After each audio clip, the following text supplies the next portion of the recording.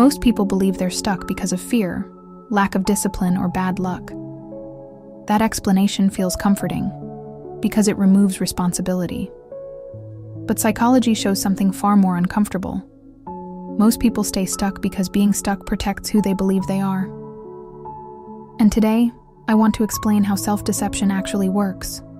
Not in theory, but in real life. We tell ourselves stories like, "I just need more time. I'm waiting for clarity. Now isn't the right moment." These don't sound like lies. They sound reasonable. That's the danger. Because these explanations allow us to delay action without damaging our self-image. As long as you don't act, you never have to confront whether your belief about yourself is accurate. Action does something waiting never does. It produces evidence, and evidence can be painful. Because evidence might say, "You're not as disciplined as you thought. You're not as talented as you imagined. You're not as prepared as your identity depends on." So the mind does something clever.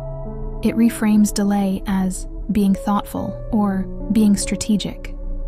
In psychology, this is called ego preservation. Let me make this personal. Think about something you've delayed for months: a project, a decision, a conversation. You told yourself you were preparing.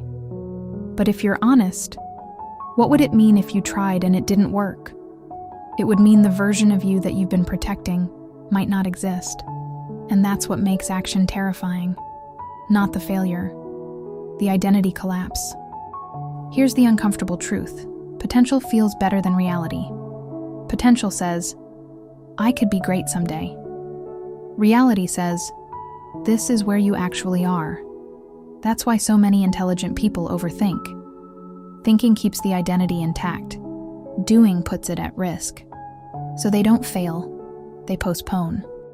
This is why motivation videos don't work long term. They assume people want to move. But most people want to feel capable without being tested. Pressure works better than inspiration. Deadlines work better than clarity. Constraints work better than confidence, because they remove the option to protect the ego. At some point, waiting becomes a strategy, not to succeed, but to avoid discovering the truth. And the longer someone waits, the harder it becomes to admit they weren't being patient. They were being protected. The longer someone protects their potential, the more fragile it becomes. Because unused potential slowly turns into regret. And regret is harder to confront than failure ever was. This isn't about pushing harder. It's about recognizing when your mind is protecting you from a reality you're afraid to see. Once you see that, delay becomes much harder to justify. If you want more breakdowns like this channel is for you.